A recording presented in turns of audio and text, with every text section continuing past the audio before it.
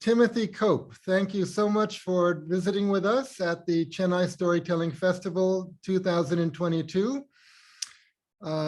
Please introduce yourself fully, tell us about your work, and please tell us a story. Thank you, Eric, and thank you for uh, having me here. So, um, I first, I am the youngest person in my generation, my family, not just in my immediate family, but both on my mother's side and on my father's side. I was the youngest grandchild of all of my both sets of grandparents, and so for the first 7 years of my life, I was the little guy. And it wasn't until I was 7 years old that I began to have my older cousins began having children. And so there were finally cousins who were younger than I was, which was a great gift to me to no longer be the little guy.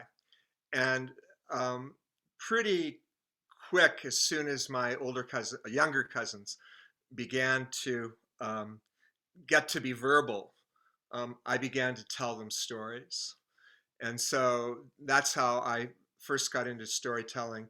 And I myself have always loved stories. Uh, Theater is uh, my first. I say theater is my first love. Um, I got the lead role of the Easter Bunny in the kindergarten Easter pageant, and I was hooked.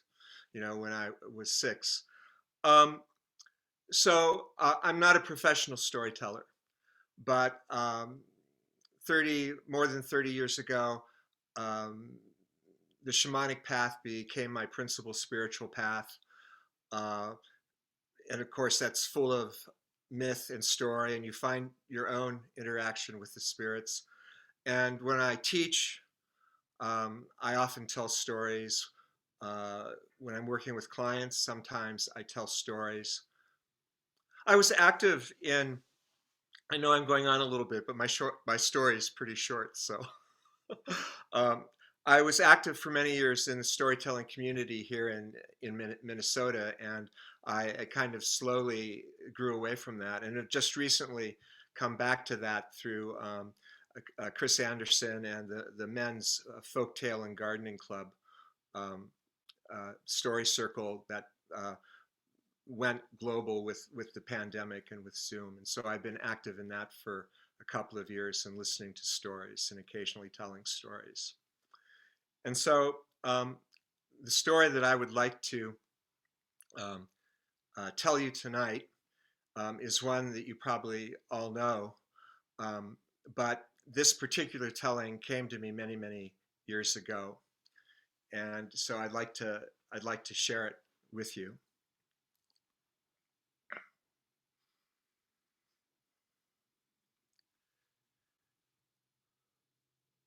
Once, many years ago, there was a boy whose responsibility it had been to shepherd the flocks of the people.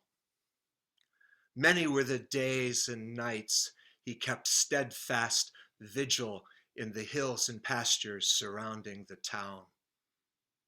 He was a serious boy, and he paid attention to his work and to his charges. He knew their personalities. He knew their likes, their dislikes, their foibles and their fears. And the sheep knew and trusted him. Many were the times that he whiled away the long, lonely times, playing to the sheep upon his pipes, or singing to them melodies of his own devising. But in spite of this, he was not a shepherd by temperament, and so he was not suited to the work. He craved the company of his own kind. Sheep are merely sheep and limited in their conversation. The human animal is a different sort of animal altogether. And as the days went on, the discontent and the loneliness in his heart became stronger and stronger until he could no longer ignore it. What can I do, he asked himself, to get me some company? And he thought, and he thought, and at last he came upon a plan, and he called out in alarm, "Wolf! Wolf! Help me! Help! Wolf!" When we heard that, we all came running, and people were everywhere, and they brought pitchforks and clubs and guns. It seemed like the whole village came out into the field. But there was not a wolf to be seen. "What is it? What's the matter?" the people said. "Where is the wolf?" I thought I saw one over by the edge of the woods, but I don't see it now. Must you go so soon? It's good to have company." "We cannot dally," the people said. "We have our job and you have yours." And they went back to their homes. The boy thought he had tricked them, but people are not fooled so easily as that. Later that day, in the afternoon, once again, the loneliness became too great for him to bear.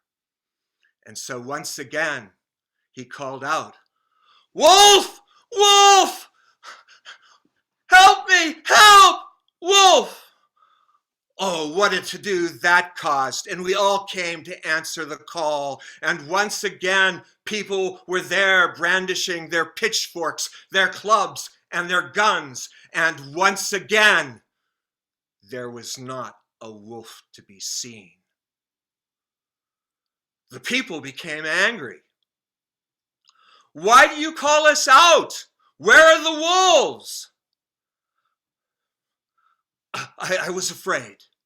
And suddenly I seemed to sense their presence all around.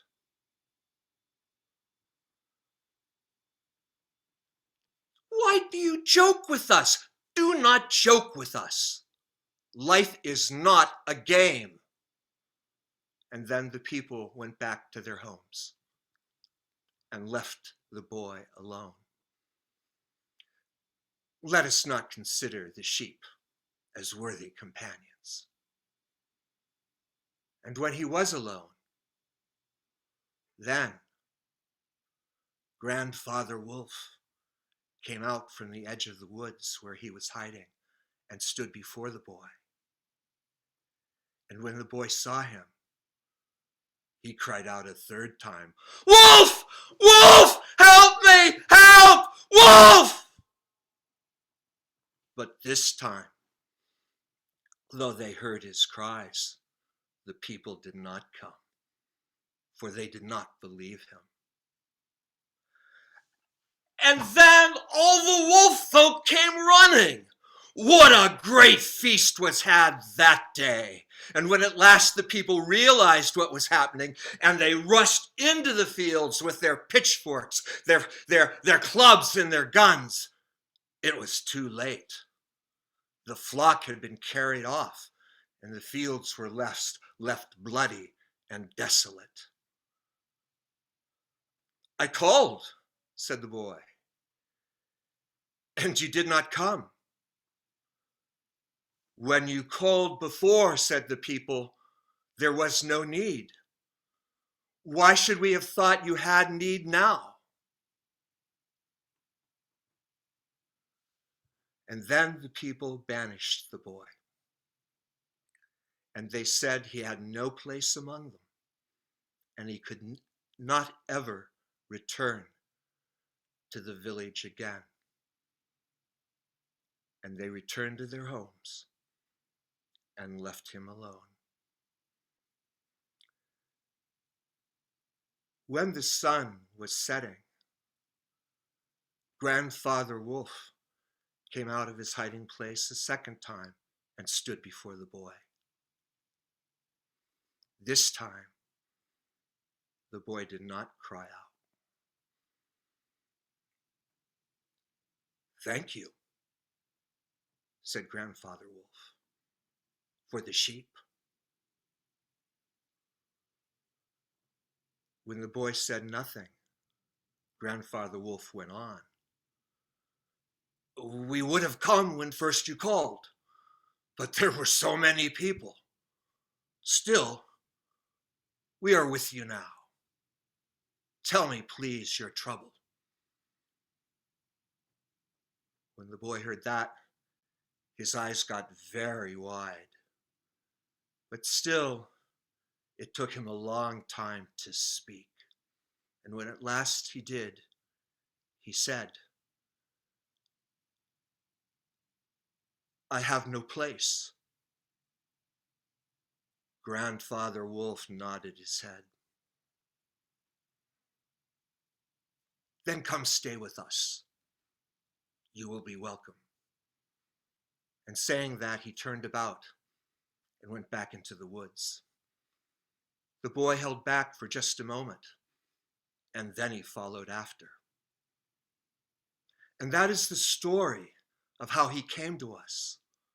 While he was with us, he taught us much about the ways of people, and we taught him much about the ways of wolves. He lived among us for many years. Oh!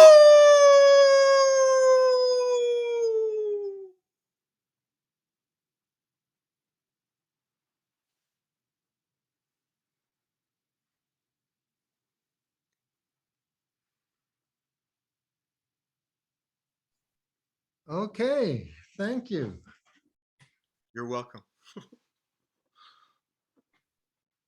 That is a unique telling of a familiar story. I had a lot of help from the wolves. So that telling really emphasizes the social aspects of the situation, especially for the boy. Yeah. That he was not suited for this work of taking care of the sheep because he was not a part of their social milieu. He could not talk to them. He had nothing to say to them. And he was lonely, and he was also alienated from his own people in the village. So. Well, he alienated them from him with his. Well, yes, he's responsible. He's got some karma there. But then it turns out his real connection is with the wolves. This story came to me many years ago, and it's been many years since I've actively told it. I dusted it off to tell it here, partly because it was short, and so I thought I could polish it up in time to be able to tell it. But as I have thought about it, for me, the boy is setting off on the hero's journey. Not every hero is a hero to begin with. So. Well, his journey is finding his soulmates. Yes, but out there in the world. So, who knows what has happened to him after he left the wolves? He lived there for many years, but who knows? Anyway. I would love to hear if anyone else has any comments. Let me just mention one more thing. You used a storytelling technique of at times slipping into the character and speaking as the character. You said, I was afraid. I sensed their presence all around. So suddenly you were speaking as the boy. And then later you said, and that is the story of how the boy came to us. So suddenly you were speaking as the grandfather wolf. I found that very interesting and effective, the way that you shifted from narrator to speaking as these different characters. Yes, so anybody else? Any thoughts, comments, questions, resonations?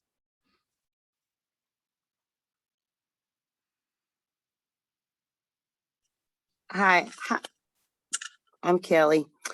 I enjoyed the story. How did you decide what perspectives to take in the story? Um, well, from my point of view, there's only one perspective, and that is the perspective of the wolf who is telling the story. Um, and so when when it is as if in my mind, and what I tried to convey without being too obvious about it, but um, when the boy is saying, "Suddenly I sense their presence all around," um, that is the wolf telling what the boy was saying. Um, if you look at the script, if you look at the written version, um, it's ambiguous at the beginning when he says, there was a great to do and we all came to answer the call. Um, those are the wolves coming to answer the call, but they can't get close because of the people with their pitchforks, clubs, and guns. So Hmm. Well, yeah, this is a classic story, The Boy Who Cried Wolf. But the way you told it is well, I don't think I've heard anyone tell it from the perspective of the wolves. So that was unique. I have not lived in vain. Thank you. Mm. Yeah, this is Purvi. Really a different perspective to the story. This really gives a thought or enlightens me to think of different perspectives. So sometimes we think this is what it is all about. And as a storyteller, we tell a story with our perspective in it. But I think we should teach the way of looking at a story in different perspective, just like how you did as a the different characters. That will really bring a lot of what to say, different perspectives and more open-mindedness in one. So that's what I'm looking at here. So I'm immediately, my mind is resonating with all the other stories that are classic stories that we always say it in the similar tone. I think we should work on telling it in different perspectives. So that's a good learning for me. So definitely do it with my kids when I do it. Thank you so much.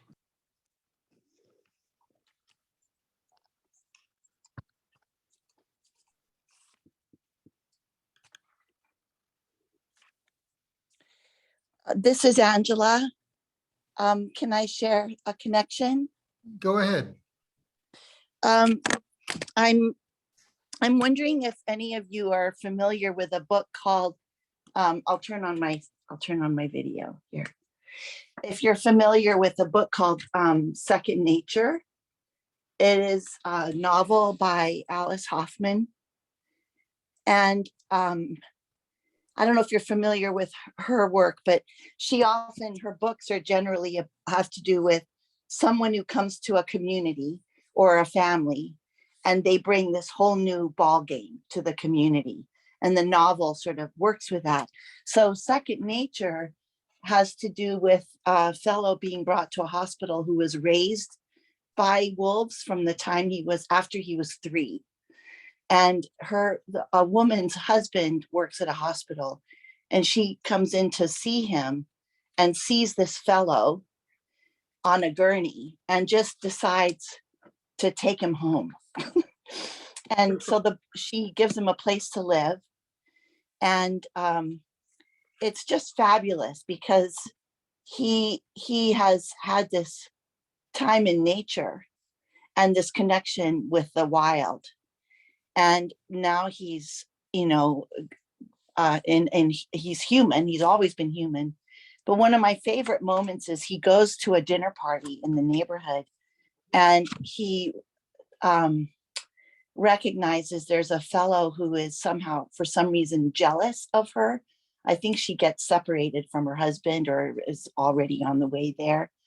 But this fellow that's been in the woods, he says, where I come from, we would have started circling one another by now because he notices the feeling that this guy has. But it's a great book. So it's called Second Nature, and it came out a long time ago, you know, the 90s, I think. So long ago. Anyway, but thank you. It's always lovely to approach a story that we're familiar with from a different point of view. I call it opening the kitchen drawer in the story, and then we see other things. We've been in this place before, but we haven't been with you, you know, so it's really great. Thank you. Thank you, Angela.